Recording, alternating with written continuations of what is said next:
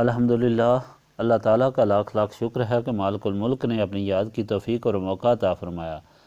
لاکھوں اور کروڑوں درود حضرت محمد مصطفیٰ صلی اللہ علیہ وآلہ وسلم پر، جن کے طفیل مالک الملک نے یہ مہربانی عطا فرمائی۔ سامعین کرام، اللہ تعالیٰ نے قرآن پاک میں ارشاد فرمایا، اعوذ باللہ من الشیطان الرجیم، بسم اللہ الرحمن الرحیم۔ اور تمہارے لیے نصف ہے جو چھوڑ جائیں تمہاری بیویاں، بشرطے کہ ان کی اولاد نہ ہو۔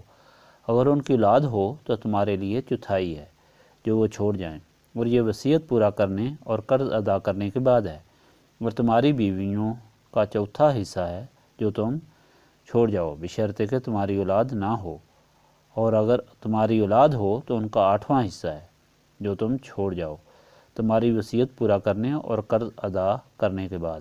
اگر وہ شخص جس کی میراث تقسیم کی جا رہی ہو کلالہ ہو، مرد ہو یا عورت، اور اس کا بھائی یا بہن ہو، تو ہر ایک کے لیے اس میں سے چھٹا حصہ ہے۔ اور پھر وہ بہن بھائی اگر ایک سے زیادہ ہوں تو سب شریک انتہائی میں۔ یہ تقسیم وصیت پوری کرنے کے بعد ہے اور قرض ادا کرنے کے بعد ہے، بشرطے کہ اسے نقصان نہ پہنچایا گیا ہو۔ یہ حکم ہے اللہ تعالیٰ کی طرف سے، اور اللہ تعالیٰ جاننے والا بردبار ہے۔ پچھلی مرتبہ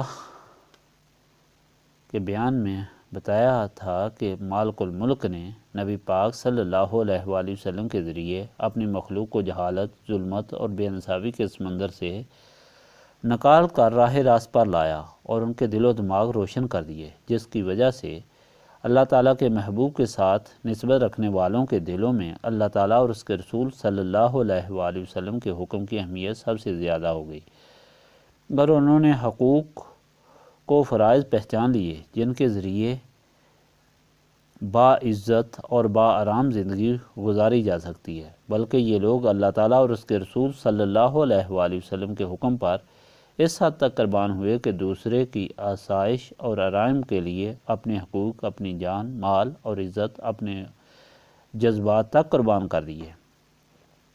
تاریخ اسلام اس حقیقت کی گواہ ہے، خاص طور پر ہجرت کے وقت جب انصار نے مہاجرین کے لیے یہ سب قربانیاں دیں۔ اللہ تعالیٰ نے سب کے حقوق اور فرائض کا مفصل ذکر اپنی ہدایت میں بیان فرما دیا، یعنی والدین اولاد کے حقوق کے متعلق۔ آج کے فرمان میں اللہ تعالیٰ نے بیوی اور خاوند کی متروکہ جائیداد کے متعلق ہدایت فرمائی۔ یہ تعلیم صرف اس لیے ہے کہ کوئی محروم نہ رہ جائے، اور یہ حقوق و فرائض کے دائرے میں ہے کہ حقوق و فرائض کی پہچان اسی کو ہوتی ہے جس کے دل و دماغ روشن ہوں، اور دل و دماغ نسبت رسولی صلی اللہ علیہ وآلہ وسلم سے روشن ہوتی ہیں۔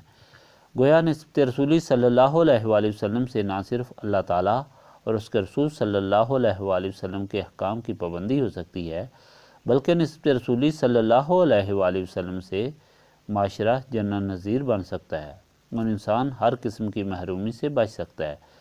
گویا نسبت رسولی صلی اللہ علیہ وآلہ وسلم کے فیضان کے محتاج دونوں زندگیاں ہیں، دنیاوی اور اخروی، اور یہی وجہ ہے کہ یہاں نسبت رسولی صلی اللہ علیہ وآلہ وسلم کی تبلیغ کی جاتی ہے کہ اللہ تعالیٰ کا صحیح بندہ اور رسول پاک صلی اللہ علیہ وآلہ وسلم کا صحیح غلام اور مفید فرض بننے کے لیے نسبت رسولی صلی اللہ علیہ وآلہ وسلم حاصل کرو، ورنہ اس کے بغیر انسان اور حیوان میں کوئی فرق نہیں رہتا، بلکہ بعض مرتبہ انسان درندوں سے بھی خطرناک ہو جاتا ہے۔